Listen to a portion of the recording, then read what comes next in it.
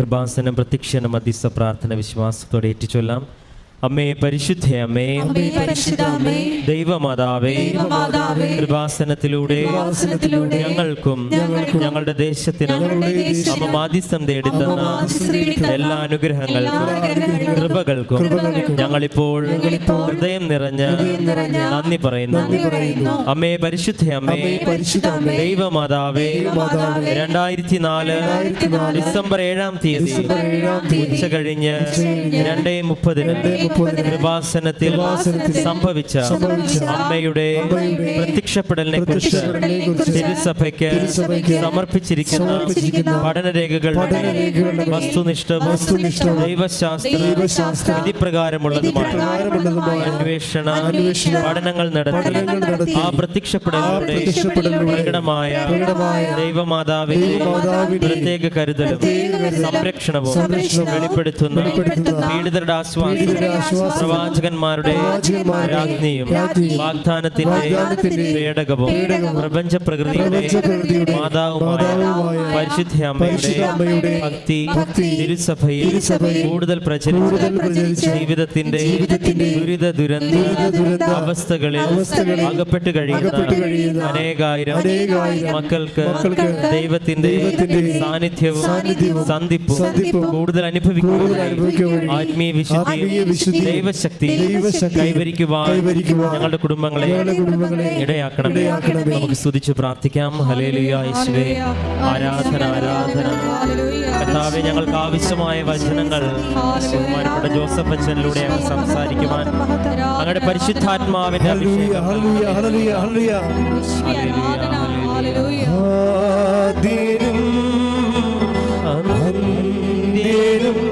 നീ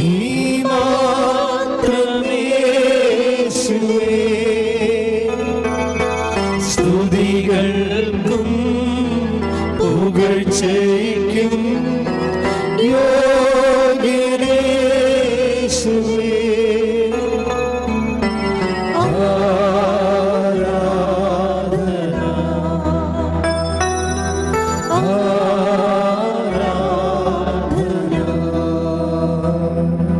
പരിശുദ്ധ പരമദിവ്യകാരുണ്യത്തിന് പരിശുദ്ധ പരമദിവ്യകാരുണ്യത്തിന് പരിശുദ്ധ പരമദിവ്യകാരുണ്യത്തിന് അമ്മേ പരിശുദ്ധ അമ്മേ, ഭൂസ്വർലോകങ്ങളുടെ രാജ്ഞിയായ അങ്ങേക്ക് ഭൗമ സംരക്ഷണത്തിനായി പ്രപഞ്ച പ്രകൃതിയെ തിരുസഭ പ്രതിഷ്ഠിക്കുന്ന ഈ പ്രത്യക്ഷീകരണം വഴി ഇടയാക്കണമേ. പരിശുദ്ധയമ്മേ, ജപമാല മാതാവേ, സകല കൃപാസന പ്രാർത്ഥനകളോട് ചേർത്ത് ഞങ്ങളിപ്പോൾ പ്രാർത്ഥിക്കുന്ന ഈ സമൂഹത്തിന്റെ പ്രത്യേക നിയോഗങ്ങൾ നമുക്ക് മൗനമായി നമ്മുടെ നിയോഗങ്ങൾ സമർപ്പിക്കാം.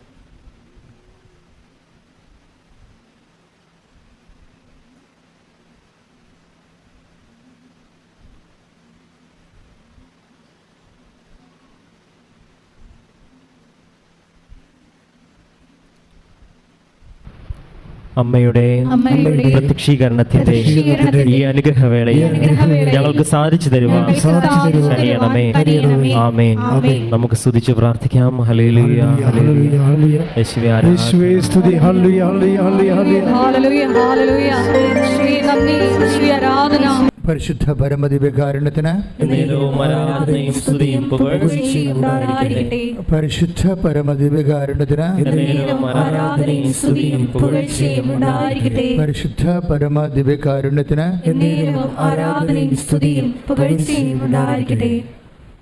എൻ്റെ പ്രിയപ്പെട്ടവരെ, ഇന്നലെ നടന്ന ഒരു രസകരമായ സാക്ഷ്യമുണ്ട്. അദ്ദേഹം ഉടമ്പടിയിലല്ല, പക്ഷേ നമുക്ക് അനോണിമസായിട്ട് നമുക്ക് കവനൻ്റിലാകാൻ പറ്റും. അനോണിമസ് എന്ന് വെച്ച് കഴിഞ്ഞാൽ പ്രഖ്യാപിതമായിട്ട് പ്രകടിതമായിട്ട് അറിയപ്പെടാതെ കവനൻ്റ് പ്രഖ്യാപിക്കാതെ തന്നെ നമുക്ക്, അങ്ങനെയാണ് എനിക്കത് മനസ്സിലായത്. പുള്ളിയുടെ പേര് രാജീവ് ശിവനന്ദൻ. കായംകുളത്ത് നിന്നുള്ള സാക്ഷിയാണ്. അദ്ദേഹം ഒരു മർച്ചൻ്റ് നേവി സെക്യൂരിറ്റി ഓഫീസറാണ്, സുരക്ഷാ വിഭാഗം തലവനാണ്. അപ്പോൾ അദ്ദേഹം പറഞ്ഞിരിക്കുന്ന കാര്യം, എനിക്ക് ക്രിസ്തുവിനെ പണ്ടേ ഇഷ്ടമാണ്. ക്രിസ്തുവിനെ എനിക്ക് പണ്ടേ ഇഷ്ടമാണ്. ആരും എന്നോട് ഇഷ്ടപ്പെടാൻ പറഞ്ഞു തന്നിട്ടില്ല. ഞാൻ കുരിശുരൂപം നോക്കിയാണ് അത് പഠിച്ചത്.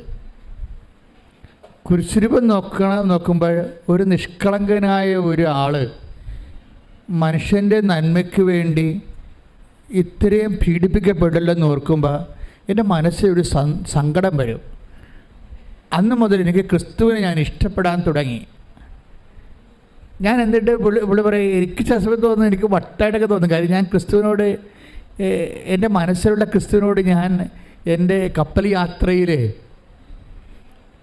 ഘോര സമുദ്രത്തിൽ ഞാൻ ഒറ്റപ്പെട്ടൊക്കെ നിൽക്കുമ്പോൾ, മുകളിൽ ആകാശവും താഴെ കടലുമായിട്ടൊക്കെ നിൽക്കുന്ന സമയത്ത് ഞാനിങ്ങനെ സംസാരിക്കും. ഞാൻ സംസാരിക്കണ എല്ലാം ക്രിസ്തുവിനോടാണ് സംസാരിക്കണത്. അപ്പോൾ ഞാൻ തന്നെ ഓർത്തത്, എന്ത് ഈ ഞങ്ങളൊക്കെ പഠിക്കുന്ന കാലത്ത് അൺനോൺ ക്രൈസ്റ്റ് ഓഫ് ഹിന്ദുയിസം എന്ന് കേട്ടിട്ടുണ്ട്. ബുക്കാണത്, റൈമണ്ട് പണിക്കറിൻ്റെ ഒരു പ്രഖ്യാതമായ പുസ്തകമാണ്. അതായത് ഹൈന്ദവേദികയിലെ അറിയപ്പെടാത്ത ക്രിസ്തു എന്ന്. അപ്പോൾ ഒത്തിരി ഒരു മനുഷ്യർ പ്രഖ്യാപിതമായ റിലിജൻ്റെ ഭാഗമല്ലാതിരിക്കുമ്പോൾ തന്നെ ക്രിസ്തുവിനെ ആരിഷ്ടപ്പെടുന്നുവോ അവർ ക്രിസ്തു ഇഷ്ടപ്പെട്ടിട്ട് ഒരു വല്ലാത്തൊരു സ്നേഹബന്ധം രൂപീകരിക്കാനുള്ള വലിയ സാധ്യതയുണ്ട് ബൈബിൾ മാത്രമല്ല, മനുഷ്യൻ്റെ അനുഭവ ജീവിതത്തിലും. അപ്പോൾ ഈ മനുഷ്യനിങ്ങനെ ഒരു ദിവസം ഇത്രയും ഒരു ബന്ധം ക്രിസ്തുവായിട്ടുണ്ട്. അദ്ദേഹം ക്രിസ്തു വഴിയാണ് മാതാവിലേക്ക് വന്നത്. നമ്മളൊക്കെ പഠിച്ചു വെച്ചിരിക്കുന്നത് അമ്മ വഴി അമ്മ വഴി ക്രിസ്തുവിലേക്ക് വരാൻ പറ്റുമെന്നാണ്. ഇത് നേരെ ഡൗണ്ടായിട്ടുള്ള നേരെ താഴേക്കുള്ളൊരു സഞ്ചാരമാണ്. അപ്പോൾ ക്രിസ്തുവിനെ ഇഷ്ടപ്പെട്ട് കഴിഞ്ഞ ശേഷം ക്രിസ്തുവിൻ്റെ അമ്മയെ ഇഷ്ടപ്പെട്ടു. അപ്പോൾ അദ്ദേഹത്തിൻ്റെ അനുഭവം ഇന്നലെ പറഞ്ഞത്, ഇവിടെ നിന്ന് പറഞ്ഞത് എനിക്ക് ഭയങ്കര ഇഷ്ടപ്പെടുന്നത്, അതായത് അദ്ദേഹം ഘോര സമുദ്രത്തിലൊരു മൺസൂൺ ടൈമാണ്. മൺസൂൺ ടൈം നമുക്കറിയാമല്ലോ, ജൂൺ ജൂലൈ മാസം. അപ്പോൾ ജൂൺ ജൂലൈ മാസത്തിൽ അദ്ദേഹത്തിൻ്റെ ബിസിനസ് നേവിയാണ്, മർച്ചൻ്റ് നേവി. അതിൻ്റെ ഷിപ്പ് പോകേണ്ടത് തെക്ക് പടിഞ്ഞാറോട്ടാണ് പോകേണ്ടത്. തെക്ക് പടിഞ്ഞാറോട്ട് അങ്ങനെ പോകാൻ പറ്റത്തില്ല ശരിക്കും പറഞ്ഞാൽ. തെക്ക് പടിഞ്ഞാറെന്നല്ലേ മൺസൂൺ വരണത്. അപ്പോൾ വലിയ തിരകൾ ഉയർന്ന് പൊങ്ങിയിട്ട് കപ്പലിന് സഞ്ചരിക്കാൻ പറ്റാതെ വരും. പക്ഷേ ആ ചാർട്ടേഡ് ആയിട്ടുള്ള ഒരു ബിസിനസ് ആയത് കാരണം പോകാതിരിക്കാനും പറ്റിയില്ല. അപ്പം നമുക്ക് നമ്മുടെ ജീവിതത്തിൽ ഇങ്ങനെ സംഭവിക്കുവേ, നമുക്കറിയാം പോയാൽ അപകടമാണ്, പക്ഷെ നമുക്ക് പോകാതിരിക്കാൻ പറ്റത്തില്ല. ഇങ്ങനെ ഒരു ത്രിസംഗുവിൽ നമ്മൾ ചെന്ന് ചാടും. ഈ ത്രിസംഗുവിൽ ചെന്ന് ചാടിയാലും ക്രിസ്തു തന്നെയാണ് നമുക്കൊരു പരിഹാരം. എന്താ കാര്യം വെച്ച് കഴിഞ്ഞാൽ, ക്രിസ്തു, ഞാൻ എപ്പോഴും നിങ്ങൾ പറയുന്ന ഉടമ്പടിയുടെ ഏറ്റവും ശക്തമായ വചനമാണ് ക്രിസ്തു എല്ലാമാണെന്നുള്ളത്. അതായത് സർവ്വസാധ്യതകളിങ്ങനെ അതായത് ഒരു കോടി ജന്മാന്തരങ്ങളിലൂടെ കടന്നു പോകുമ്പോഴും ഓരോ മനുഷ്യരും ഉണ്ടാകുന്ന ഓരോ സാധ്യതയ്ക്കും അവസ്ഥകൾക്കും ക്രിസ്തു മറുപടിയാണ്. കൈയിടിച്ച് കർത്താവ് hallelujah hallelujah hallelujah hallelujah hallelujah യേശുവേ ഹല്ലേലൂയ ഹല്ലേലൂയ ഹല്ലേലൂയ യേശുവേ സ്തുതി ഹല്ലേലൂയ ഹല്ലേലൂയ ഭാവാ സ്നേഹരാജാവേ. സന്തോഷത്തോടെ പാടുക.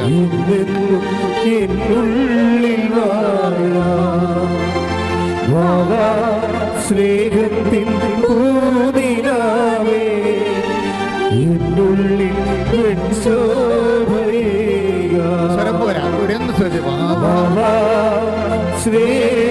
സ്നേഹരാജാവേ എന്നെന്നും എന്നുള്ളിൽ വാഴാം. സ്നേഹത്തിൻ പൂനിലാവേ, എന്നുള്ളിൽ ഹല്ലേലൂയ ഹല്ലേലൂയ ഹല്ലേലൂയ ഹല്ലേലൂയ.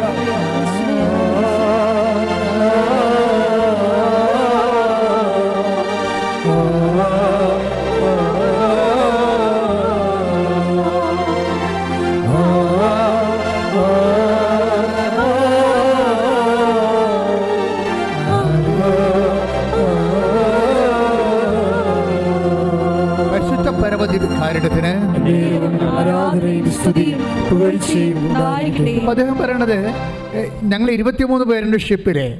ഞങ്ങൾ തെക്ക് പടിഞ്ഞോട്ട് സഞ്ചരിക്കുമ്പോൾ പെട്ടെന്ന് കടലിങ്ങനെ മല പോലെ ഇങ്ങനെ കപ്പലിന് മുകളിൽ ഉയർന്നു വരികയാണ്. നിങ്ങൾക്കറിയാമല്ലേ കപ്പലിന് മേലെ മല ഉയർന്നു വന്ന് നമ്മളതിൻ്റെ യൂട്യൂബിൽ അത്തരം വീഡിയോസ് കിടപ്പുണ്ട്. എന്ന് വെച്ച് കഴിഞ്ഞാൽ മല പോലെ ഇങ്ങനെ ഉരുണ്ട് വരും.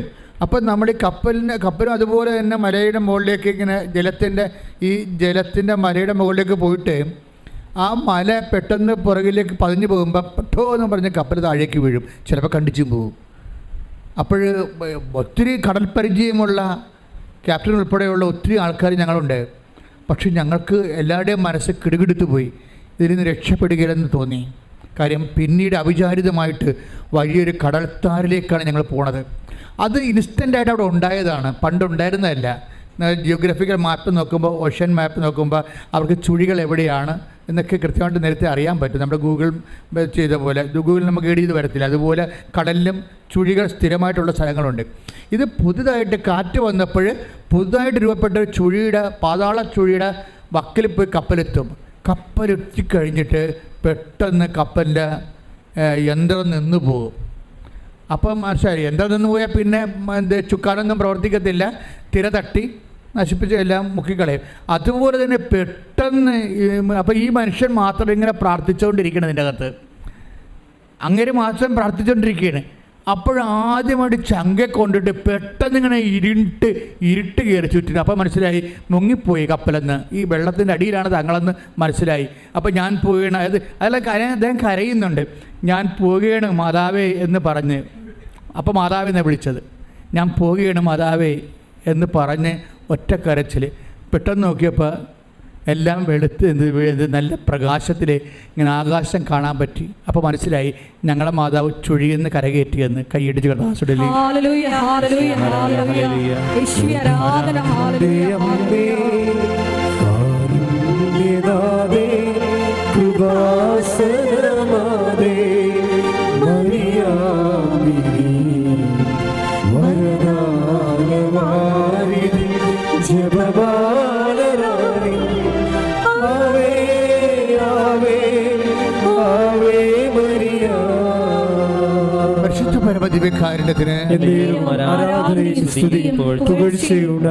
അപ്പൊ നീ എന്ത് ചുഴിയിലായാലും മരണച്ചുഴിയിലായാലും നിനക്കൊരു സ്നേഹമുണ്ടെങ്കിൽ നീ ദൈവമായിട്ട് ഉടമ്പടിയിലാണ്. ഈ മനുഷ്യൻ അതാണല്ലോ പറയണത്, ഞാൻ ക്രിസ്തുവുമായി ആരും എന്നെ പഠിപ്പിക്കാതെ എന്നോട് പറഞ്ഞു തരാതെയും ഞാൻ സ്നേഹത്തിലായിരുന്നെന്നാണ്. അപ്പം ഞാനത് കേട്ടപ്പോൾ എൻ്റെ മനസ്സിൽ വന്ന വചനം എന്താണെന്നറിയാവോ? ഇത് ഉടമ്പടി കാര്യം എങ്ങനെയാണ് നമ്മൾ ദൈവമായിട്ട് സ്നേഹത്തിലാകുമ്പോൾ. നിങ്ങൾക്കറിയാമല്ലോ, ഉടമ്പടി എന്ന് പറഞ്ഞ ഒരു സാങ്കേതിക വിഷയമല്ല, ഒരു വൈകാരികമായിട്ടുള്ള ഒരു വ്യക്തിപരമായ വിഷയമാണ്. ഉടമ്പടി എന്ന് പറഞ്ഞ ഒരു സാങ്കേതിക വിഷയമല്ല. നിങ്ങളിങ്ങനെ കുറേ നിബന്ധനകൾ പറഞ്ഞ് കുറേ നിയോഗങ്ങൾ എഴുതിയിട്ടിട്ട് അപ്പോൾ ദൈവം അതനുസരിച്ച് ഇൻട്രാക്ട് ചെയ്യുന്ന ഒരു സാങ്കേതിക വിഷയമല്ല, മറിച്ച് ഒരു വൈകാരികവും വ്യക്തിപരമായ വിഷയമാണ്. അതിനകത്ത് വൈകാരികം എന്താണെന്ന് വെച്ച് കഴിഞ്ഞാൽ നീയും നിൻ്റെ ദൈവവും തമ്മിലുള്ള സ്നേഹമാണ്. ഈശോ എന്നാ പറഞ്ഞത്? എന്നെ സ്നേഹിക്കുന്നവൻ എൻ്റെ കൽപ്പന വചനം പാലിക്കും. Take the word of God 14:23 യോഹന്നാന്റെ സുവിശേഷം. ശ്രദ്ധിക്കട്ടെ. ഹല്ലേലൂയ ഹല്ലേലൂയ ഹല്ലേലൂയ ഹല്ലേലൂയ യേശുവേ നന്ദി ഹല്ലേലൂയ. യോഹന്നാൻ 14:23 എന്നെ സ്നേഹിക്കുന്നവൻ എൻ്റെ വചനം പാലിക്കും. എന്നെ സ്നേഹിക്കുന്നവൻ എൻ്റെ വചനം പാലിക്കും. അപ്പോൾ എന്റെ പിതാവ് അവനെ സ്നേഹിക്കുകയും ഞങ്ങൾ അവന്റെ അടുത്ത് വന്ന് അവനിൽ വാസമുറപ്പിക്കുകയും ചെയ്യും. ഇതാണ് മറ്റെല്ലാ പ്രാർത്ഥനകളിൽ നിന്ന്, പ്രാർത്ഥനാ രൂപങ്ങളിൽ നിന്ന് ഉടമ്പടിയെ വ്യത്യസ്തമാക്കുന്ന ഉടമ്പടിയുടെ തനത് പ്രാമിസ്, തനത് വാഗ്ദാനം. വേറെ ഒന്നിൻ്റെ ഈ വാഗ്ദാനമില്ല. എന്താ പറയണത്? യോഹന്നാൻ 14:23 എന്താ പറയണത്? ഏറ്റു പറഞ്ഞ് എന്നെ സ്നേഹിക്കുന്നവൻ എൻ്റെ വചനം എൻ്റെ കൽപ്പന പാലിക്കും. അപ്പോൾ എൻ്റെ പിതാവ് അവനെ സ്നേഹിക്കുകയും ഞങ്ങൾ വന്ന് അവനിൽ വാസം ഉറപ്പിക്കുകയും ചെയ്യും. പ്രസൻസ് ആണ് അവിടെ പറയണത്. അതാണ് സാന്നിധ്യം എന്ന് പറയണത്. നിങ്ങൾക്ക് ദൈവസ്നേഹം കൂടിക്കഴിഞ്ഞാൽ പിന്നെ അത് ഉടനെ പെട്ടെന്ന് കൺവേർട്ട് ചെയ്ത് അത് സാന്നിധ്യമായി മാറും. ഇതിനാണ് ഈ വാഗ്ദാന പേടകം എന്ന് പറയുന്നത്. ഉടമ്പടിയിലൂടെയാണ് വാഗ്ദാന പേടകം നിലവിൽ വരണത്. അല്ല പെട്ടിടകത്ത് അപ്പവും കുറേ വചനവും ചുമന്നുകൊണ്ട് പോയ വാഗ്ദാന പേടകമാകത്തില്ല. വാഗ്ദാന പേടകം ഒരു മാനസികവും ആത്മീയവും വ്യക്തിപരവും സ്വകാര്യവും വൈകാരികവുമായ ഒരു ബന്ധമാണ്. കൈയിടിച്ച് കർത്താൻ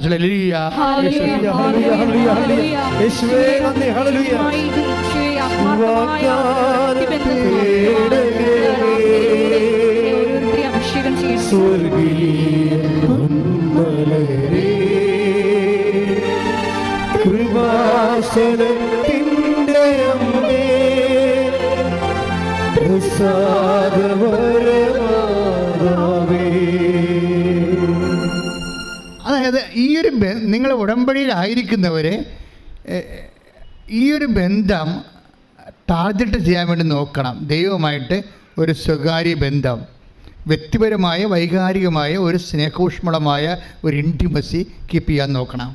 അത് ഈ വചനം പാലിക്കുന്നതിലൂടെയാണ് സംഭവിക്കുന്നത്. വെറുതെ ഞാൻ ദൈവത്തെ സ്നേഹിക്കുന്നു എന്ന് പറഞ്ഞാൽ അത് ഡസൻ ബക്കറ്റ്. മറിച്ച് വചനം പാലിക്കണമെങ്കിൽ എന്താ സംഭവിക്കണം? ഈശോ പറഞ്ഞു, എന്നെ സ്നേഹിക്കുന്നവൻ പറഞ്ഞേ എന്നെ സ്നേഹിക്കുന്നവൻ എൻ്റെ വചനം പാലിക്കും. അപ്പോൾ വചനം പാലിക്കും എന്ന് പറയുമ്പോൾ നിങ്ങൾക്ക് വേണമെങ്കിൽ അതായത് കഴിഞ്ഞ ദിവസങ്ങളിൽ ഒരു സംഭവം ഉണ്ട്. ഒരു മോള് അവൾ എൻ്റെ അടുത്ത് ഒരു ചീട്ട് തന്നത്. ഞാൻ ഇവിടെ നിൽക്കുമ്പോൾ എല്ലാവരും അച്ഛനെ കാണാൻ വരുമല്ലോ, എമർജൻസി ഉള്ള ആൾക്കാരെ കാണാൻ വരുമ്പോൾ അവിടെ സ്ലിപ്പ് എഴുതിയിട്ടുണ്ടാവും അല്ലേ? നിങ്ങൾക്ക് ആ ഓഫീസിൽ നിന്ന് നിങ്ങളുടെ വിഷയം സീരിയസ് ആണെന്ന് കാണിക്കുന്ന അതിൻ്റെ രേഖകളും എഴുതി കൊടുക്കുമ്പോൾ ഓഫീസിൽ നിന്ന് എഴുതി വിടും. എന്താണ്? അപ്പോൾ ഞാൻ വെള്ളച്ചീട്ടിൽ എഴുതിയിരിക്കണം എന്താണെന്ന് വെച്ച് കഴിഞ്ഞാൽ, എൻ്റെ മകനെ എനിക്ക് തിരിച്ചു കിട്ടണം, ഞാൻ അപ്പീലിന് പോവുകയാണ്, കീഴ്ക്കോടതിയിൽ നിന്ന് ഞാൻ തോറ്റു, അത് മേൽക്കോടതിയിലേക്ക് ഞാൻ അപ്പീലിന് പോവുകയാണ്, എൻ്റെ മകനെ എനിക്ക് തിരിച്ചു കിട്ടണം. അപ്പം ഞാനിത് വായിച്ചപ്പോൾ എനിക്ക് അപ്പോൾ ഈശോ പറയുന്നുണ്ട്, എന്തോ പന്തികേടിൻ്റെ അകത്ത് ഉണ്ടെന്ന് എന്നോട് പറയുന്നുണ്ട്. പക്ഷെ ഞാൻ ഉടനെ ചോദിച്ചില്ല. അവളുടെ ഊഴമായപ്പോൾ അവളുടെ തലയിൽ കൈവച്ചപ്പോൾ ഞാൻ ഒരു ചോദ്യം ചോദിച്ചു. എന്താ ചോദ്യം ചോദിച്ചത്? നിങ്ങൾക്ക് വേറെ ഒരു മകനുണ്ടല്ലോ എന്നാണ് ചോദിച്ചത്. അതാണ് ഞാൻ ചോദിച്ചത്. അപ്പോൾ അവൾ പറഞ്ഞു, ഈ മകൻ്റെ ഇളയ മകനുണ്ട്, ഒരു അനിയനുണ്ടെന്ന് പറഞ്ഞു. അപ്പോൾ നിനക്ക് 2 മകനുണ്ടല്ലേ? ശരി, ആ 2 മകനുണ്ട്. ശരി, അപ്പോൾ നീ പിരിഞ്ഞു എന്ന് പറയുന്ന ഭർത്താവിൻ്റെ കയ്യിൽ എത്ര മക്കളുണ്ടെന്ന് ചോദിച്ചു. അപ്പോൾ പറഞ്ഞ് അയാൾക്ക് മക്കളൊന്നുമില്ല, മക്കളൊക്കെ എൻ്റെ കൂടെയാണെന്ന് പറഞ്ഞു. അപ്പോൾ ഞാൻ ചോദിച്ചു, നീ ആ മനുഷ്യൻ വീണ്ടും കല്യാണം കഴിച്ചോ എന്ന് ചോദിച്ചു. അപ്പോൾ അയാൾ പറഞ്ഞു, ഇല്ല, കല്യാണം കഴിച്ചതെന്ന് പറഞ്ഞു. നീ കല്യാണം കഴിച്ചോ എന്ന് ചോദിച്ചു. അപ്പോൾ ഞാൻ കല്യാണം കഴിച്ചെന്ന് പറഞ്ഞു. ഞാൻ അമ്പടി കള്ളി എന്താ തോന്നുന്നത്? അപ്പോൾ ഞാൻ പറഞ്ഞു, നിന്നെ കെട്ടിയത് കൊണ്ട് ആ മനുഷ്യൻ്റെ ജീവിതം വഴിയാധാരമായി അല്ലേ? ഇവിടുത്തെ ഈ രാജ്യത്തിന് നിയമം പറഞ്ഞിരിക്കുന്നത് എന്താണ്? മൂത്ത മകൻ അവന് അപ്പൻ്റെ കൂടെ പോകാൻ ഇഷ്ടമുണ്ട്, കോടതി അവൻ ധരിപ്പിച്ചു, അപ്പം നിയമപരമായിട്ട് പോകാം. ഇവൾ വിടത്തില്ല, ഇവൾ ഹൈക്കോടതി പോവുകയാണ്. അപ്പോൾ ആ മനുഷ്യൻ്റെ ജീവിതം നശിപ്പിക്കുകയാണ്. ആ മനുഷ്യനെ വഴിയാതെ ഗതികിട്ട പ്രേതമാക്കി മാറ്റിയിട്ട് ഇവൾ വീണ്ടും കല്യാണം കഴിച്ച് അയാളുടെ 2 കുഞ്ഞുങ്ങളെ അടിച്ചെടുത്ത്. മനസ്സിലായില്ലേ? ഇപ്പം എന്താ ഞാൻ പറഞ്ഞത്? ഒരു കുഞ്ഞിനെയും കൊടുത്തില്ല എന്നുണ്ടെങ്കിൽ ഞാൻ ഒരു കാര്യം നിന്നോട് ഞാൻ രഹസ്യം പറഞ്ഞാന്ന് പറഞ്ഞാൽ അവളുടെ ചെവിയിൽ രഹസ്യം പറഞ്ഞു കൊടുത്തിട്ടുണ്ട്. നിൻ്റെ അന്ത്യം നീ അടിച്ചു മാറ്റാൻ പോകുന്ന കുഞ്ഞിലൂടെ ആയിരിക്കുമെന്ന്. വേറെ എന്താ രഹസ്യം? വളരെ ആത്മാർത്ഥമായിട്ട് വളരെ മധുരമായ ഒരു രഹസ്യം പോരെ? പണിയായില്ലേ? അത് സ്നേഹമില്ല. ഉടമ്പടിയെപ്പോലും ആൾക്കാർ അവരുടെ സ്വാർത്ഥമായ കാര്യങ്ങൾ നേടാൻ വേണ്ടി എടുക്കുമ്പോഴെന്താ പ്രശ്നം? എങ്ങനെയാണ് ദൈവം വസിക്കണത്? കർത്താവ് ഇങ്ങനെ ഒന്നും രക്ഷപ്പെട്ടു പോകാൻ പറ്റത്തില്ല മക്കളെ. നിങ്ങൾ വിചാരിക്കണേ എന്തെങ്കിലും കൊണ്ടുവന്ന് എഴുതിയിടുമ്പോൾ എല്ലാം ഓക്കെ ആവുന്ന, എല്ലാം പോക്കാകേ ഉള്ളൂ. എന്താ കാര്യം വെച്ച് കഴിഞ്ഞാൽ നിങ്ങൾ ചിന്തിക്കണം, ഇത് സ്നേഹത്തിന് നിരക്കണതാണോ, ഇത് ദൈവത്തിന് നിരക്കണതാണോ എന്ന് നിങ്ങൾ ചിന്തിക്കണം. ദൈവത്തിന് നിരക്കാത്തൊരു കാര്യം ദൈവത്തോട് ചോദിച്ചാൽ ഇവിടെ വെറുതെ ഉടമ്പടി എടുത്ത് പണി മേടിച്ചാൽ പോലെയാകും. കാര്യം നീ എന്തുമാത്രം എന്തുമാത്രം ദുഷ്ടനാണെന്ന് ദൈവത്തിന് പ്രഖ്യാപിതമായി തെളിവ് കൊടുക്കുകയാണ്. മനസ്സിലായ? എപ്പോഴും നമ്മൾ ശ്രദ്ധിക്കേണ്ട ഒരു വിഷയം എന്ന് വെച്ച് കഴിഞ്ഞാൽ, ഇതിനകത്ത് വിട്ടുവീഴ്ചകൾ നമ്മൾ ചെയ്യണത് ദൈവത്തിൻ്റെ വചനത്തിൻ്റെ അടിസ്ഥാനത്തിലാണ്, നമ്മുടെ താല്പര്യത്തിൻ്റെ അടിസ്ഥാനത്തിലല്ല. അതാണ് ഈശോ പറയണത്. എന്താ ഈശോ പറഞ്ഞിരിക്കുന്നത്? എന്നെ സ്നേഹിക്കുന്നവൻ പറഞ്ഞേ, എന്നെ സ്നേഹിക്കുന്നവൻ എൻ്റെ വചനം പാലിക്കും. അപ്പോൾ ഞങ്ങൾ വന്ന് അവനിൽ വസിക്കും. അപ്പോൾ ഈ നമ്മൾ ദൈവത്തിൻ്റെ വചനം പാലിച്ചു കഴിയുമ്പോൾ നിങ്ങൾക്കറിയാമല്ലോ വചനത്തിൻ്റെ പ്രത്യേകത എന്താണ്? വചനത്തിൻ്റെ പ്രത്യേകത, ഞാൻ നിങ്ങളോട് പറഞ്ഞ വചനം നിമിത്തം, ആ വചനം നമ്മൾ സ്വീകരിക്കണമെങ്കിൽ നമുക്ക് ചെവി ഉണ്ടായിട്ട് കാര്യമില്ല. ചെവി ഉണ്ടായാൽ കേൾക്കാം, ആർക്ക് വേണമെങ്കിലും വചനം കേൾക്കാം. വചനം കേൾക്കുന്നതും വചനം സ്വീകരിക്കുന്നതും രണ്ട് കാര്യമാണ്. വചനം ആർക്ക് വേണമെങ്കിലും കേൾക്കാം. വചനം കേൾക്കണമെങ്കിൽ ഈ ഓഡിയോ അപ്പാരറ്റസ് കൃത്യമായിട്ട് വർക്ക് ചെയ്താൽ മതി. നമുക്ക് വചനം കേൾക്കാൻ പറ്റും, പക്ഷേ അത് ഡസൻ വർക്ക് ഇറ്റ്. പിന്നെ എന്താ ചെയ്യണത്? വചനം സ്വീകരിക്കണത് എങ്ങനെയാണ്? ഈശോ പറഞ്ഞത്, എന്നെ സ്നേഹിക്കുന്നവൻ, പറഞ്ഞേ, എന്നെ സ്നേഹിക്കുന്നവൻ എൻ്റെ വചനം സ്വീകരിക്കും. അപ്പോൾ ആദ്യം ഇത് ബേസിക് എന്താണ്? ഇതിൻ്റെ ദൈവത്തെ സ്നേഹിക്കുകയാണ്. ദൈവത്തെ സ്നേഹിക്കുക എന്ന് വെച്ച് കഴിഞ്ഞാൽ അതിൻ്റെ അർത്ഥം സ്വർഗം വരെ, നിത്യത വരെ ദൈവത്തെ സ്നേഹിക്കുകയാണ്. അല്ലാതെ ഒരു പ്രത്യേക ഇൻസിഡൻറ്റിന് വേണ്ടി ദൈവത്തെ സ്നേഹിക്കുകയല്ല. നിങ്ങൾ പലപ്പോഴും ചെയ്യുന്നത് IELTS പാസ്സാകാൻ വേണ്ടി ദൈവത്തെ സ്നേഹിക്കും, കാനഡയിൽ പോകാൻ വേണ്ടി ദൈവത്തെ സ്നേഹിക്കും, PR കിട്ടാൻ വേണ്ടി ദൈവത്തെ സ്നേഹിക്കും, മക്കളുണ്ടെങ്കിൽ മക്കൾക്ക് കിട്ടാൻ വേണ്ടി ദൈവത്തെ സ്നേഹിക്കും, കടയിൽ ആൾക്കാർ വരുന്നില്ലെങ്കിൽ, കസ്റ്റമേഴ്സ് ഇല്ലെങ്കിൽ കസ്റ്റമേഴ്സ് കിട്ടാൻ വേണ്ടി ദൈവത്തെ സ്നേഹിക്കും. ഇങ്ങനെ കസ്റ്റമറി ആയിട്ടുള്ള ഒരു സ്നേഹമില്ല. ദൈവത്തെ സ്നേഹിക്കുകയെന്ന് വെച്ച് കഴിഞ്ഞാൽ നിങ്ങളുടെ അപ്പനെ സ്നേഹിക്കണ പോലെ അല്ല. അപ്പൻ കുറച്ച് കഴിയുമ്പോൾ ചത്തുപോകും. അമ്മയെ സ്നേഹിക്കണ പോലെ അല്ല, അമ്മയും കുറച്ച് കഴിയുമ്പോൾ ചത്തുപോകും. ഭാര്യയെ സ്നേഹിക്കണ പോലെ അല്ല, ഭാര്യ കുറച്ച് കഴിയുമ്പോൾ ചത്തുപോകും. അല്ലെങ്കിൽ ഭർത്താവ് കുറച്ച് കഴിയുമ്പോൾ ചത്തുപോകും. നിത്യമായ ഒരു വ്യക്തിയുമായിട്ടാണ് നിങ്ങൾ സ്നേഹിക്കണമെന്ന് വെച്ച് കഴിഞ്ഞാൽ അത് കാലിക സ്നേഹമല്ല. ദൈവത്തെ സ്നേഹിക്കുക എന്ന് വെച്ചാൽ നിത്യത വരെ സ്നേഹിക്കുന്നതാണ്. Praise the Lord.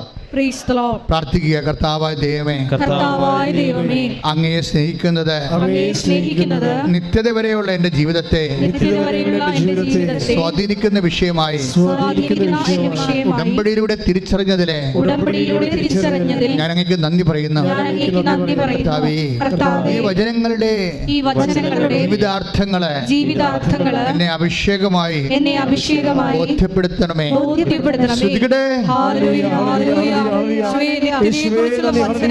ഞങ്ങളെ പഠിപ്പിക്കുന്നതിന് നന്ദി പറയുന്നു. അത് സ്വീകരിക്കുവാൻ ഞങ്ങളുടെ അന്തരങ്ങളെ ഒരുക്കണമേ. Hallelujah, hallelujah.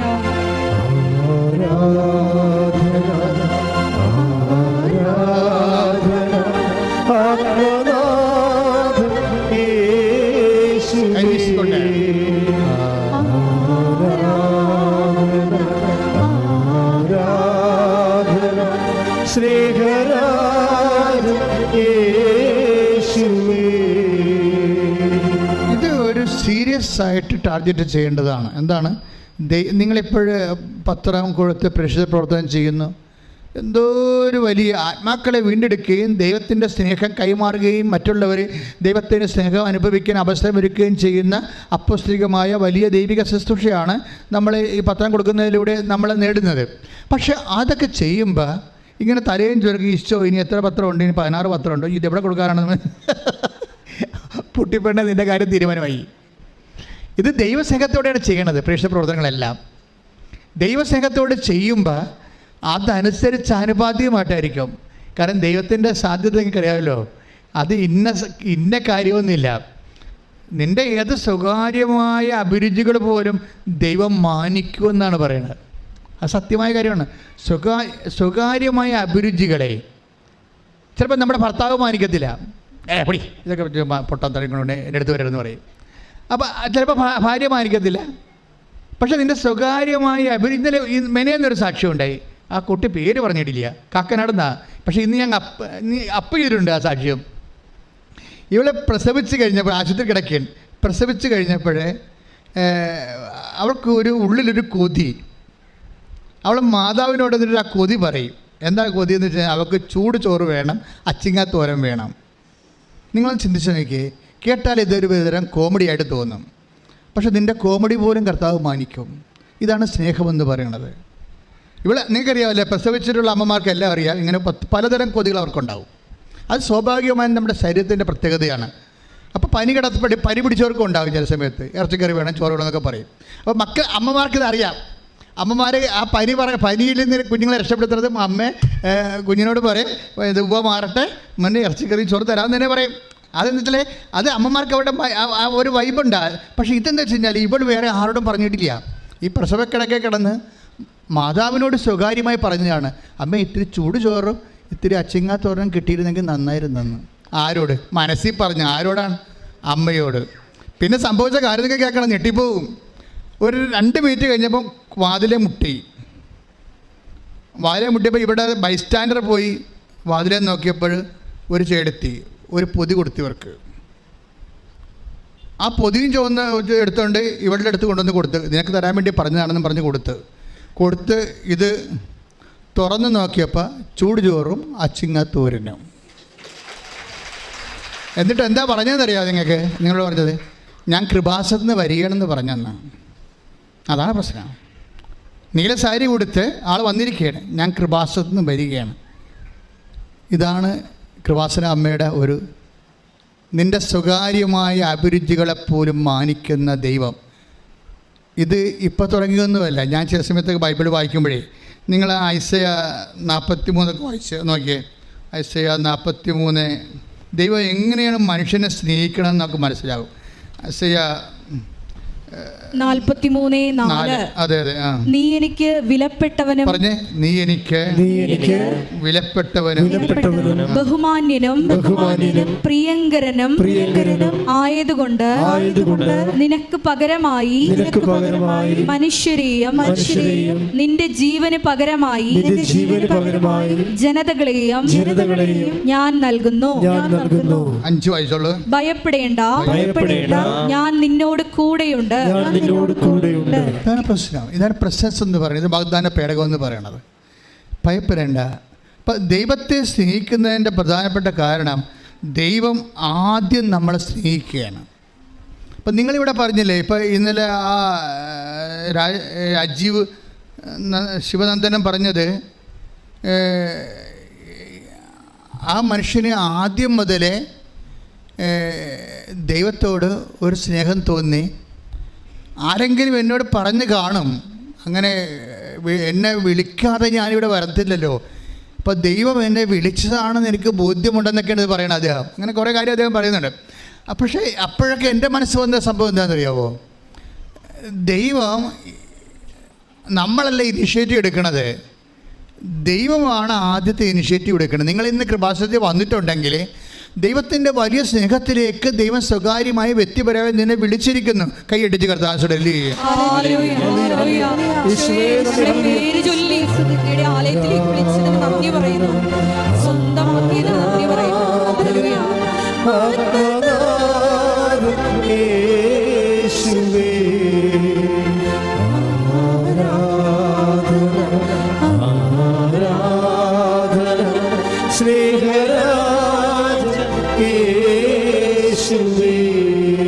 എൻ്റെ പേര് ഷൈൻ ജോ. പാലക്കാട് രൂപതയിൽ നീതിപുരം ഇടവകയിൽ നിന്ന് വരുന്നു. ഞാൻ ഉടമ്പടി എടുക്കുന്നത് 2019 ജൂലൈ 17 ഉടമ്പടി എടുക്കുന്നതിന് മുമ്പ് തന്നെ 3 പ്രാവശ്യം ഞാനിവിടെ വന്നിരുന്നു. എനിക്ക് ഉടമ്പടി എടുക്കാൻ ഭയമായിരുന്നു. കാരണം ഉടമ്പടി എടുത്തു കഴിഞ്ഞാൽ അത് പൂർത്തിയാക്കാൻ പറ്റുമോ, എല്ലാ മാസവും ഇവിടെ എത്താൻ പറ്റുമോ എന്നുള്ള സംശയങ്ങളായിരുന്നു. ഞങ്ങളുടെ കൂടെ വരുന്ന ഒരു ചേച്ചി അപ്പോൾ എന്നോട് പറഞ്ഞു, നിനക്ക് ഉടമ്പടി എടുക്കണമെങ്കിൽ എടുത്തുകൊള്ളൂ, മാതാവ് ഇവിടെ നിന്നെ എത്തിച്ചുകൊള്ളൂ എന്ന് പറഞ്ഞു. അങ്ങനെ അന്നു മുതൽ ലോക്ക്ഡൗൺ തുടങ്ങുന്ന സമയം വരെ ഞാനിവിടെ തുടർച്ചയായി എത്തി. ഞാൻ ഉടമ്പടി എടുക്കുന്നത് എൻ്റെ മകളുടെ വിദേശ പഠനവും എൻ്റെ സഹോദരൻ്റെ ഒരു കോർട്ട് കേസിനെ ബേസ് ചെയ്തായിരുന്നു. അവൾക്ക് നല്ലൊരു യൂണിവേഴ്സിറ്റി തന്നെ, വേൾഡ് റാങ്കിൽ മുന്തിയ ഒരു റാങ്കുള്ള ഒരു യൂണിവേഴ്സിറ്റിയിൽ തന്നെ സ്വീഡനിൽ അഡ്മിഷൻ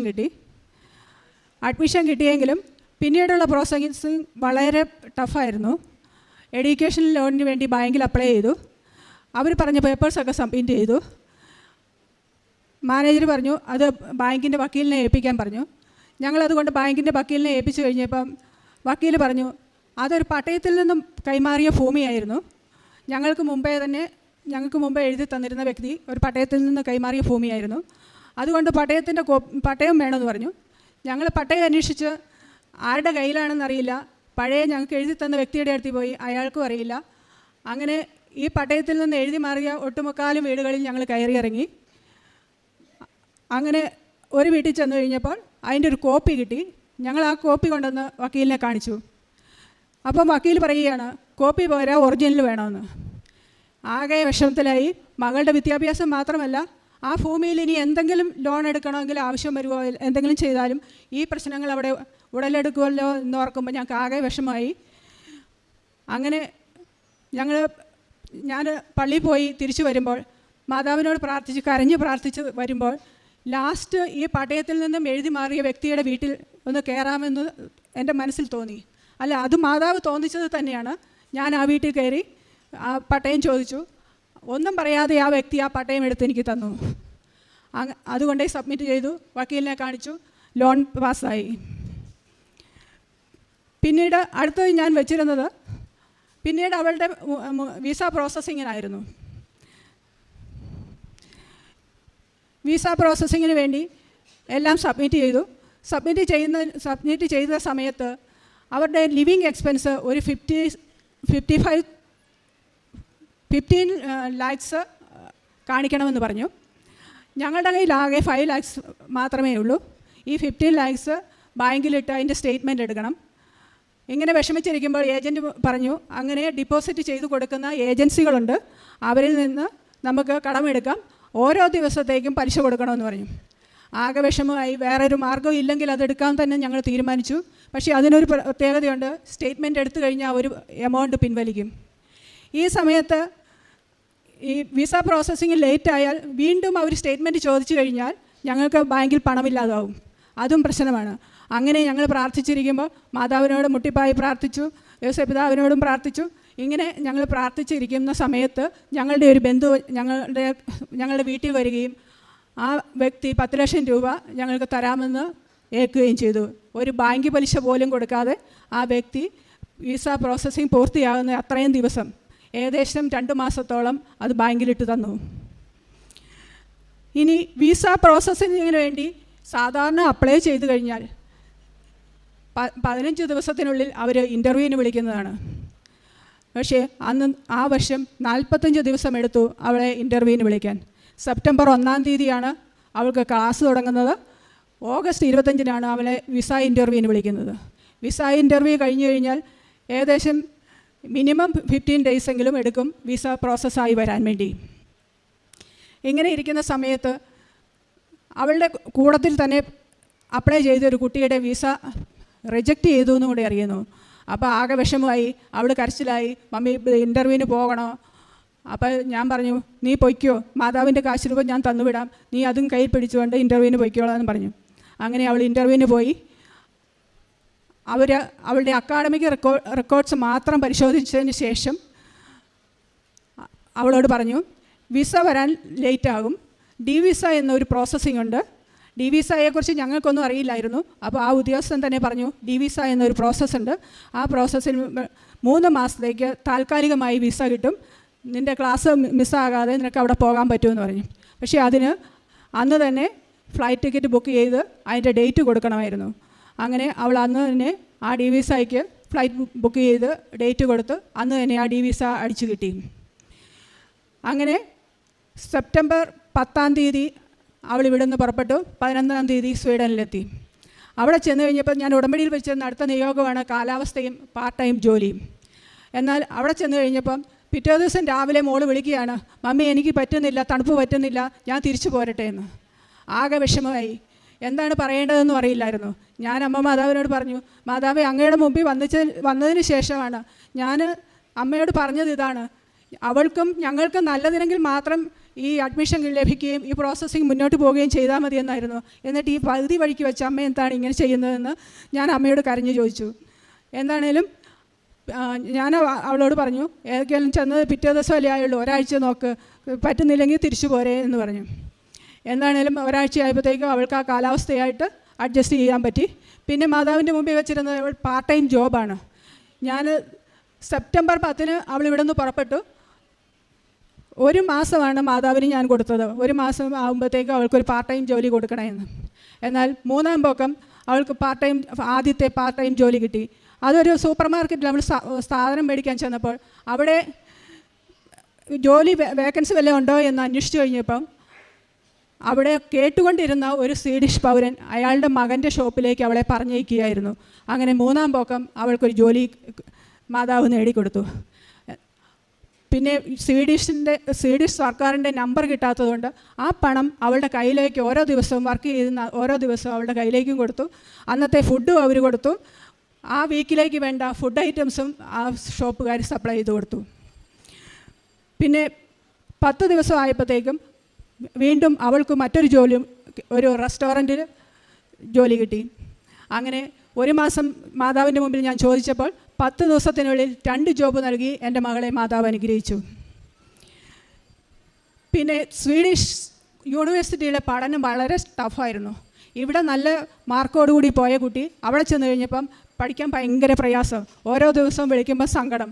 അപ്പോൾ ഞാൻ മാതാവിനോട് പറഞ്ഞു, മാതാവെ കാത്തോളനെ, അവളെ എങ്ങനെയെങ്കിലും അവളുടെ ബുദ്ധിയെ പ്രകാശിപ്പിച്ച അവളെ പഠിക്കാൻ അനുവദിക്കണമേ എന്ന് പറഞ്ഞു.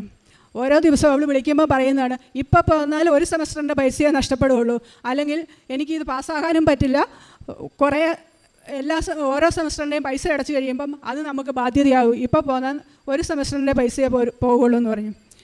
ഞാൻ മാതാവിൻ്റെ മുമ്പിൽ പ്രാർത്ഥിച്ചു, നിനക്ക് തീരെ പറ്റില്ലെങ്കിൽ നീ പോരെ, നിനക്ക് പഠിക്കാൻ പറ്റുമെന്ന് തോന്നുന്നുണ്ടെങ്കിൽ മാതാവിൻ്റെ കാശുരൂപം ഞാൻ അവൾക്ക് ഉടമ്പടി കാശുരൂപം അവൾക്ക് കൊടുത്തായിരുന്നു വിട്ടതിരുന്നത്. ആ ഉടമ്പടി കാശുരൂപം വെച്ച് പ്രാർത്ഥിക്കാൻ പറഞ്ഞു. ഓരോ ദിവസവും പഠിക്കുമ്പോൾ തൈലം എടുത്ത് നെറ്റിയിൽ കുരിശ് വരച്ചിട്ട് പഠിക്കാൻ പറഞ്ഞു. എന്താണേലും അവൾ അങ്ങനെ പഠിച്ചു. ഫസ്റ്റ് സെമസ്റ്ററിലെ ആ ഫസ്റ്റ് മോഡ്യൂളിൽ ഒരു പേപ്പറിന് മാത്രം ഗ്രേഡ് പോയിൻ്റ് കുറവായിരുന്നു. അന്നും അവൾക്ക് ഭയങ്കര സങ്കടം. ഞങ്ങൾക്ക് ഒന്ന് ഹെൽപ്പ് ചെയ്യാൻ പറ്റാതെ ഞങ്ങളും ഇവിടെ ഇരിക്കുന്നു. അപ്പോൾ ഞങ്ങൾ പറഞ്ഞു, മോളെ അത് പേപ്പർ എടുത്ത് എന്തെങ്കിലും ചെയ്യാനുള്ള ഇവിടുത്തെ പോലെ റീവാല്യൂഷനോ എന്തെങ്കിലും ചെയ്യാൻ പറ്റുമോ എന്ന് അന്വേഷിക്കാൻ പറഞ്ഞു. അപ്പോൾ അവൾ അന്വേഷിച്ചപ്പോൾ പറഞ്ഞു, അവർ റിക്വസ്റ്റ് കൊടുത്താൽ ഒരു പേപ്പർ എടുക്കും, അവരൊരു ഇൻ്റർവ്യൂവിന് വിളിക്കുമെന്ന് പറഞ്ഞു. അങ്ങനെ അവൾ പറഞ്ഞു, ഇങ്ങനെ എടുത്താൽ പോലും അത് ഗ്രേഡ് പോയിൻ്റ് കൂട്ടിക്കിട്ടുന്ന പതിവ് സാധാരണഗതിയിൽ ഇല്ല എന്നാണ് അറിയാൻ കഴിഞ്ഞതെന്ന് പറഞ്ഞു. ഞാൻ പറഞ്ഞു, എന്തായാലും നീ ഒരു കാര്യം ചെയ്യുക, മാതാവിനോട് പറഞ്ഞിട്ട് കാശ് രൂപ കൊന്തയിലിട്ട് നീ റിക്വസ്റ്റ് കൊടുക്കുക, എന്നിട്ട് ഇൻ്റർവ്യൂ അറ്റൻഡ് ചെയ്യാൻ പറഞ്ഞു. അങ്ങനെ അവൾ റിക്വസ്റ്റ് കൊടുത്തു. അവർ ഇൻ്റർവ്യൂവിന് വിളിച്ചു. ഇൻ്റർവ്യൂ അറ്റൻഡ് ചെയ്തു. നല്ല സ്കോറോടുകൂടി തന്നെ ആ പേപ്പർ അത് പാസ്സാക്കി കിട്ടുകയും ചെയ്തു. പിന്നെ ലാസ്റ്റ് സെമസ്റ്റർ ആയപ്പോൾ അവൾക്ക് സ്കോളർഷിപ്പോട് കൂടി തന്നെ പഠിക്കാനും പറ്റി. പിന്നെ 4th സെമസ്റ്ററിൽ എത്തിയപ്പോൾ ഞാൻ അടുത്ത നിയോഗം വെച്ചിരുന്നതാണ്, ഇറങ്ങുമ്പോൾ തന്നെ ഒരു ജോലിയും കൂടെ മാതാവെ കൊടുക്കണമേ എന്നായിരുന്നു പറഞ്ഞിരുന്നത്. അപ്പോൾ 4th സെമസ്റ്ററിൽ പഠിച്ചുകൊണ്ടിരിക്കുന്ന സമയത്ത് വോൾവോ എന്ന ഫേമസ് കമ്പനിയിൽ തന്നെ അവൾക്ക് തീസിസ് ചെയ്യാൻ കിട്ടുകയും തീസിസ് ആ കമ്പനിയിൽ ചെയ്താൽ അവിടെ തന്നെ പോസ്റ്റിംഗ് കിട്ടാറ് പതിവുണ്ട്. അപ്പോൾ ജോലിയും കിട്ടിയുള്ള സന്തോഷത്തിലായിരുന്നു ഞങ്ങൾ. അന്നേരം അവൾ അതിനു മുമ്പ് തന്നെ മറ്റ് പല കമ്പനികളിൽ അപ്ലൈ ചെയ്തിരുന്നു.